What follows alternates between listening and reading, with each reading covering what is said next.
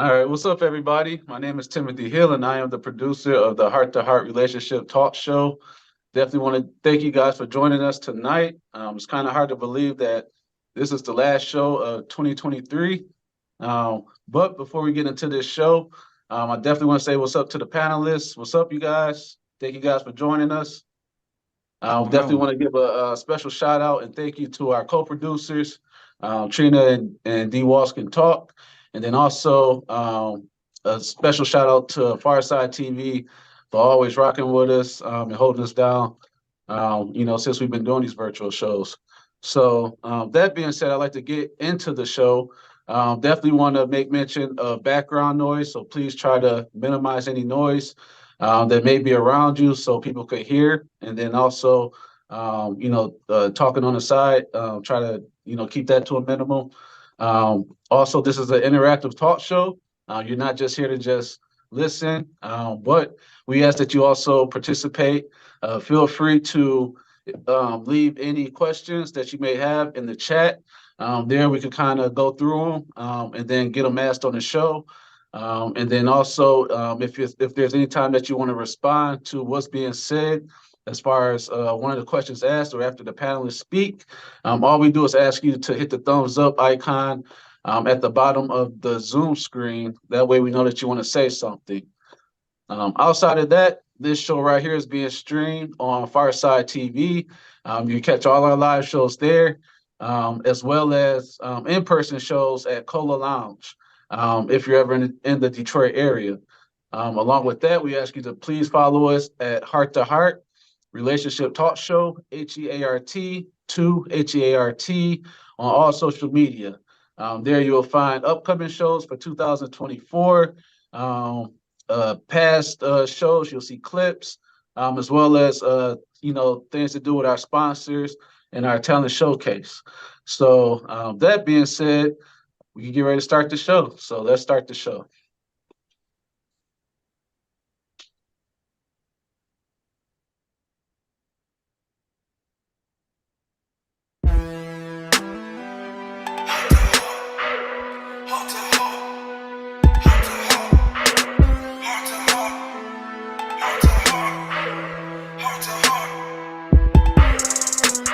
Is it love or is lust? Is it all about us? Do we really have trust? Is compromising enough?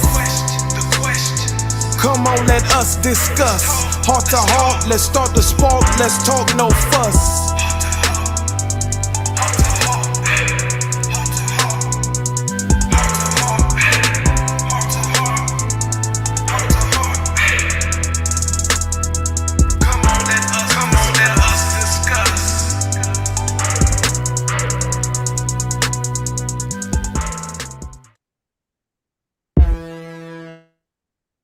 Good evening, everyone, and welcome to the Heart to Heart Relationship Talk Show virtual event.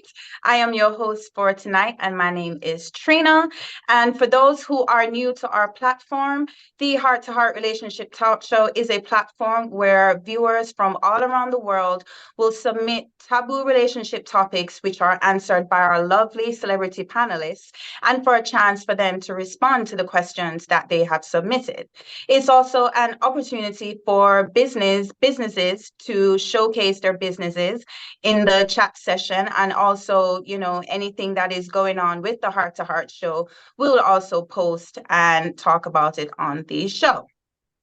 Follow us on all our social media platforms at Heart, followed by the number 2, Heart RTS, and also subscribe to our channels and also follow Pharcyde TV. A major shout out to Pharcyde TV, who has been a major support in the virtual shows and given us a platform. So big ups to Ramai, and thank you once again for providing this platform for us to have our virtual shows. And also to D. Walls Can Talk, who is our co-producer, who is our engineer behind the scenes. Now, before we tag on into the show, I just have a few rules that we should go over. If any audience member would like to chime in, just hit the raise hand icon and we will get to you, where you can turn on your mic and you can chime in on the conversation. This is a judgment-free zone, so please be respectful of all of everyone that's talking. Remember your mics, if you're not speaking, to mute it and unmute it when you are speaking. Now, before we get into the show, I'm going to ask our panelists to introduce themselves for about a minute or so. And of course, I am going to start with my lovely Toy Too Tall, who is my Pisces twin. What up, though? Toy Too Tall, come on up and introduce yourself. You have to unmute, remember. What up, though? Hey, heart to heart. Hey, Trina. Hey. So I am comedian Toy Too Tall. I also have dabbled into acting. I do voiceovers. Straight out from Detroit. And that's really the gist of me. I'm fun loving, and my goal right now is just to make the whole world smile. And I feel like you cannot smile without laughing. So that's what I'm here to do for y'all. I love the Heart to Heart show, and I'm ready to get it in with y'all. I love it. And we enjoy every moment that you are here with us on the show. And of course, we have 3 new panelists, and they are from the Whip and AK show. So I am going to bring up the lovely AK to introduce herself and let people know where she's from and what she does and her social media platform. Hi guys, thanks for having me today. I appreciate it. I'm AK Dash. I am from Toledo, Ohio, and I met Whip about a year ago, and we had a show together on the radio, and we're on WAKT 106.1 FM out of Toledo here on Thursdays at 5 p.m. Now featuring Big Pack on our show. I also co-host Keeping It Real with Marissa Millian on 106.1 FM. That's on Wednesdays and Thursdays. And I do a podcast of with Josh Kelly, the Josh Kelly Project. And we, on every single platform that there is, we have, it's called A Place to Start. It's a mental health and wellness podcast. So, and I've been married for 2 years now. So nice. Congratulations on that. And do you have any children? Thank you. I do. I have grown children. One's about to be 21. The other one will be 23. Oh, nice. Okay. Boy. Thank you for that. All right, Whip Dog, on Yes. you. Okay, well, I'm the Big Whip Dog. I am co-host with my tag team partner, AK Dash, on the Whip and AK show featuring Big Pack on 106.1 FM, WAKT Toledo Radio. Like she said, you can hear us every Thursday at 5 p.m. And I know I'm actually from Detroit, but we work out of Toledo for the show. You can listen to it by downloading the WAKT 106.1 app or just going to toledoradio.org. Besides that, I'm a former pro wrestler, current wrestling commentator for a group called Northwest Championship Wrestling. I do a wrestling podcast called The Whip Show Podcast.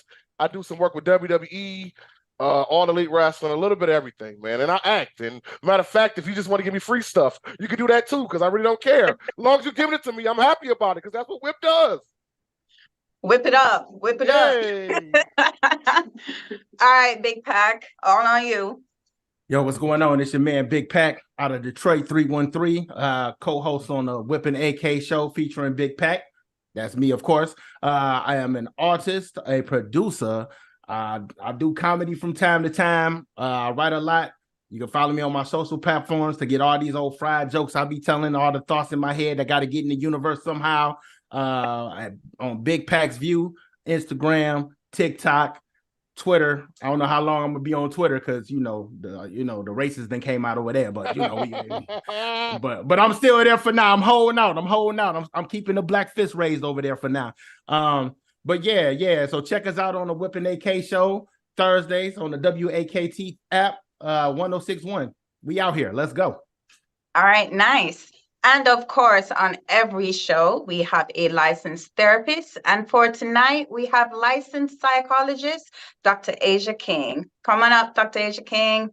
What's up, everybody? I am Dr. Asia King, counseling psychologist out of Minneapolis, Minnesota, also licensed professional clinical counselor.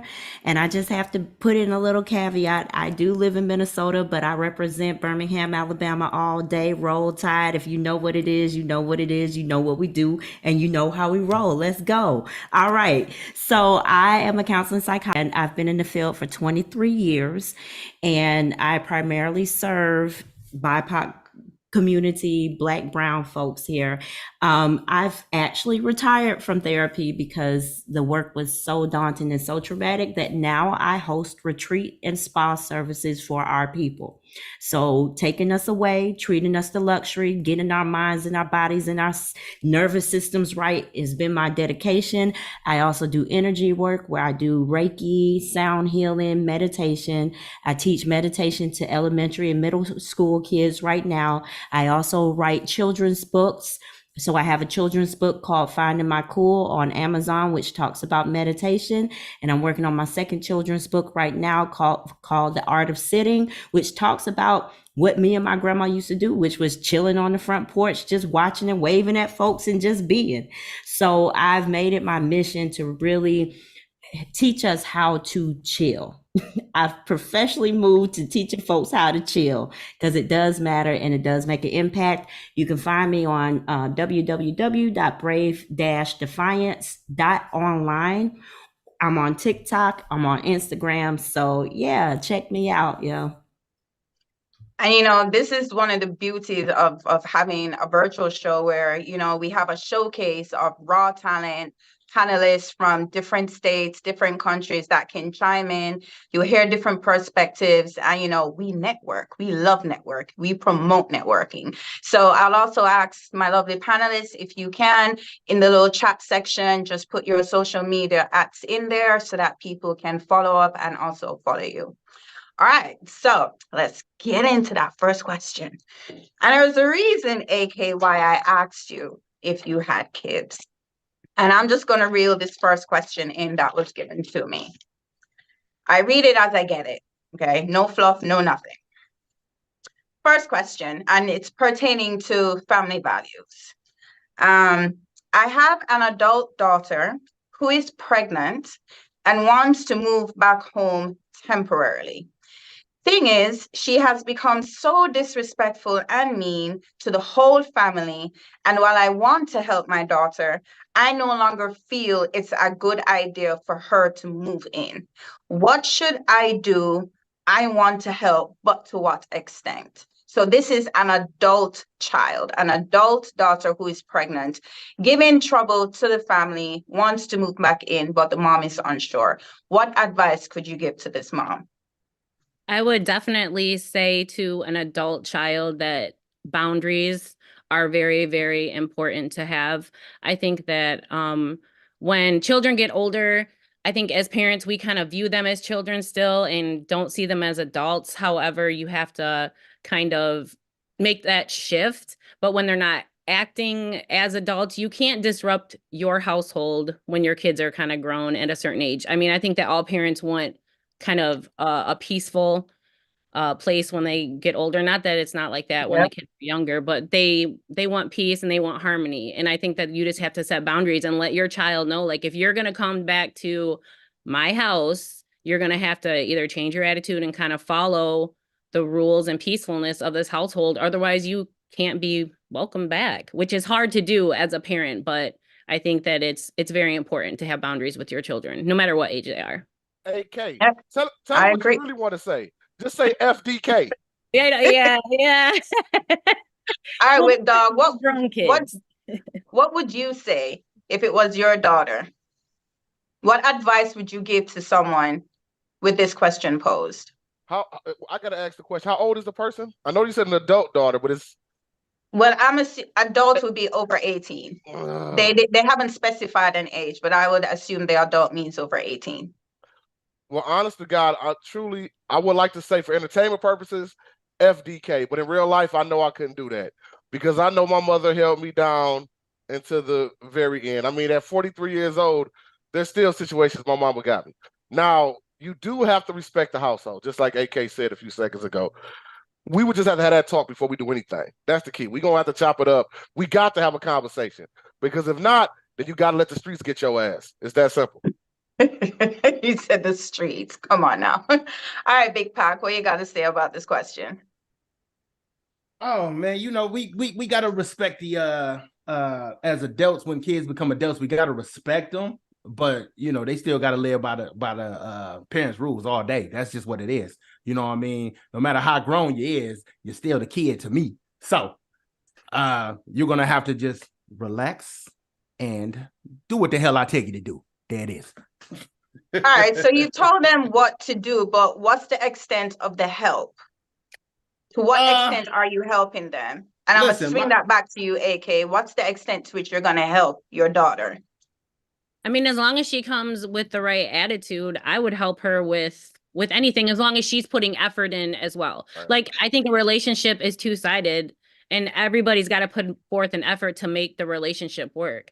And that's with parents and children, or any type of relationship. You have to have communication, and you both have to be willing and make the choice to be in that relationship and to make an effort. And obviously with a baby coming, I mean, as a grandparent, you worry about your grandchild, and I think that's where it kind of comes in when I know for me, my parents were always like, if it wasn't for your kids, they probably would have cut me off a long time ago because of the stuff that I was doing. Okay. All right. Toy Too Tall.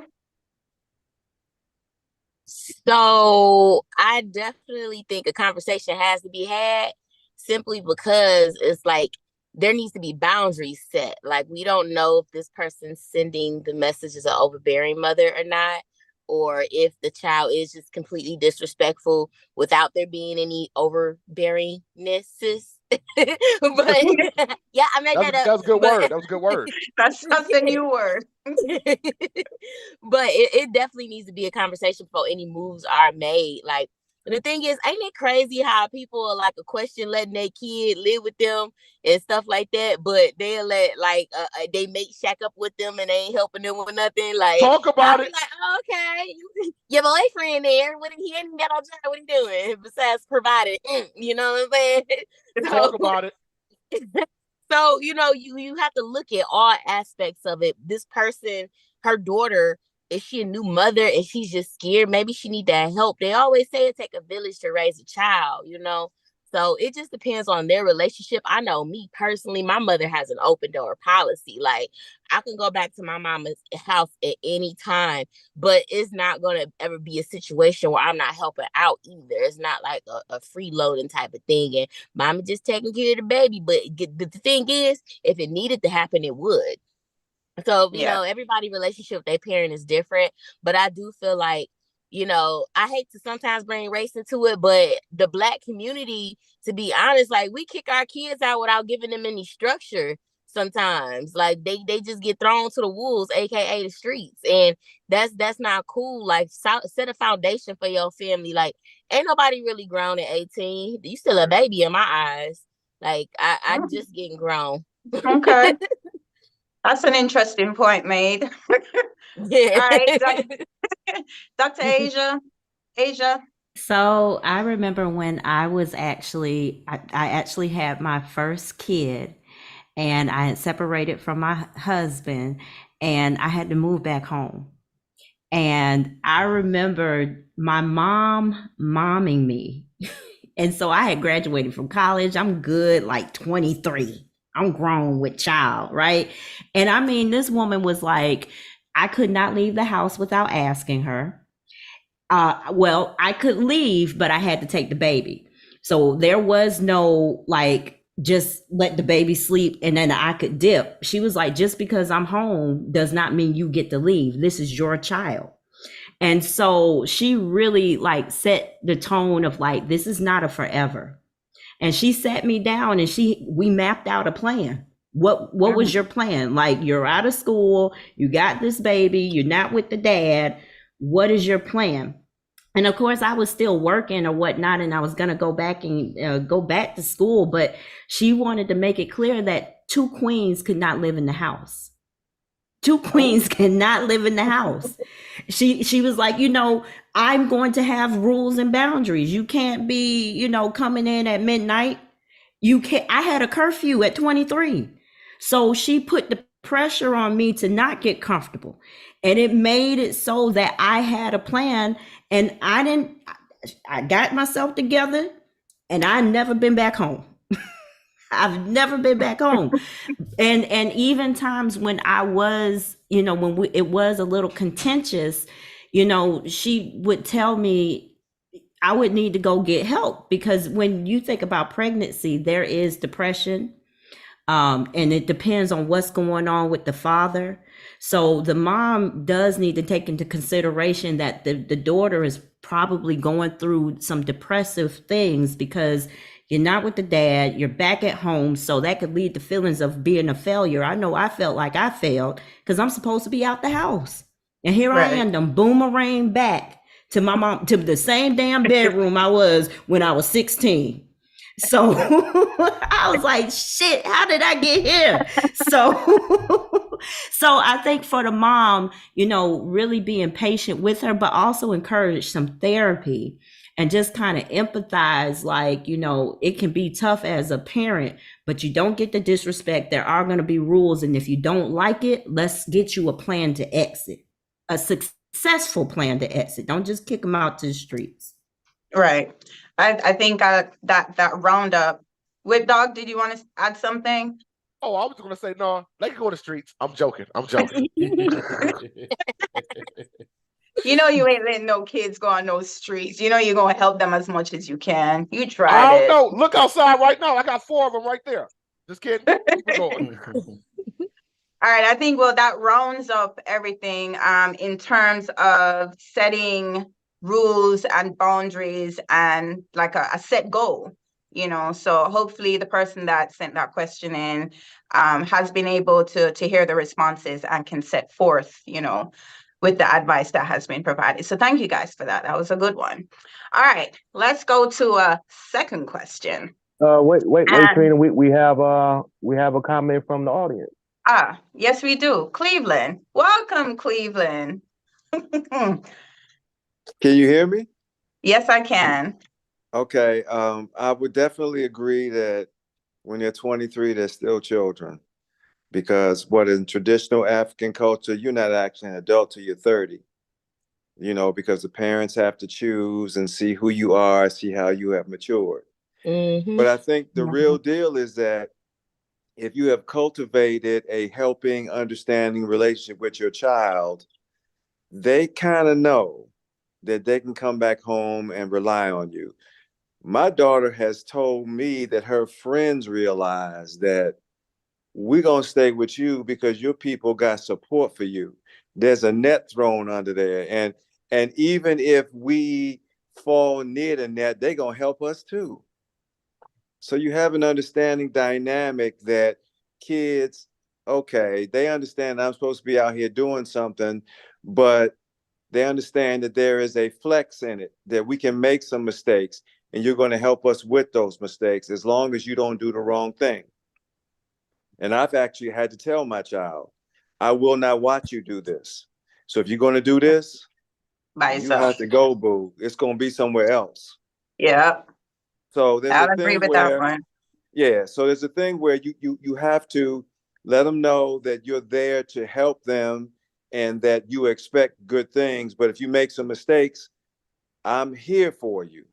But I can't be here for you and watch you do some stuff that I know is some stupid shit. I'm sorry. I won't watch that. So it's a balance. I'm here for you. I want you to do good things.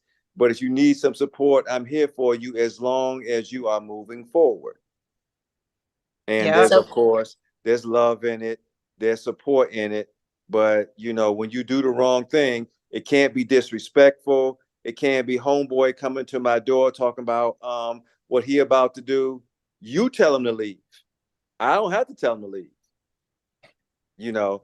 It's support, but it's love all the way around based on knowledge.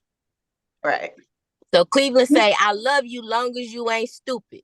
That part. Right? That's the diplomatic way. Okay. Or you're going on B-Wick if you're not. You're staying on B-Wick. How about that? In the street. Yeah, that all of that. Yeah. All right. Do we have any other audience members, D-Walls, that wants to chime in? Remember, if you want to chime in, please click that raise hand icon and we will get to you. Going once, going twice. All right, let's move on to the next question that has been submitted. All right. This is an interesting one. Okay. So the next question relates to the dating pool and dating outside of our race. So a question asked, why do a lot of Black men only date white women once they get rich? Let that cement a little bit. I'm asked one more time. Why do a lot of Black men only date white women once they get rich? And because of his facial expressions, I'ma hit it to you with dog. Oh my God. I was hoping you was gonna go to Big Pack first. I'm trying to be good, man. You know, this is not the Whipping AK show featuring Big Pack. We're not trying to run our mouth too much, but I gotta say something.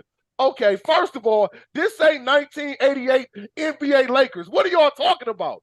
Now, trust me, we see all elements of Black people dating people that look like them. That's first and foremost.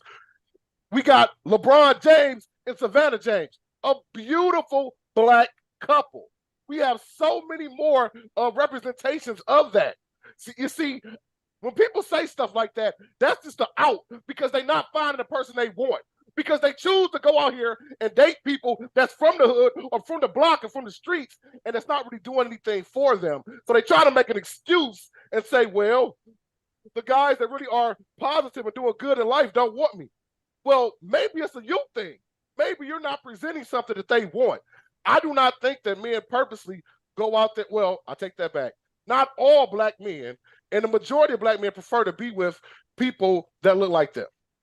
You know what I'm saying? Because that they kind of know how we were raised. They know our life. They know our story and everything like that. I don't think in 2023, going into 2024, it's that many rich men that go out there trying to find something opposite of them. I mean, there's a term that we talk about now called the passport bros. Even those brothers go to Brazil, they go to Nigeria. You know what I'm saying? They're not going to Caucasian mountains and trying to find a wife. Come on, man. Stop it. Sorry, I get a little hyped up. Woo! They go to places where prostitution is high. Well, Hold on. They not in Palmer Park now. They not in Palmer Like Park. Amsterdam. All right. Big Pack, let me hear what you got to say. Well, first of all, I'm not rich, and I too date white women sometimes. But I love women, black, white, and candy stripe. But at the end of the day, I think for the people that do specifically do that, sometimes it might be a little bit of self-hate there. Because sometimes when I feel like you're of a specific race and you only date another kind of race, it's a thing in your head that you don't like about yourself to an extent. You know what I mean? But at the same time, for some brothers, it's a status symbol. It's like, yeah, I got money. Look at this little bad white model I got on my arm. You know what I mean? It's a status symbol for some of them. So that's really what it comes down to. I don't really think it's always a purposeful thing where they out the hood, so they don't want to mess with black women no more. It was always looked upon as like white women were unattainable. If you go back to way back in the day and our great grandparents' age and all that, you would get killed for dating a white person.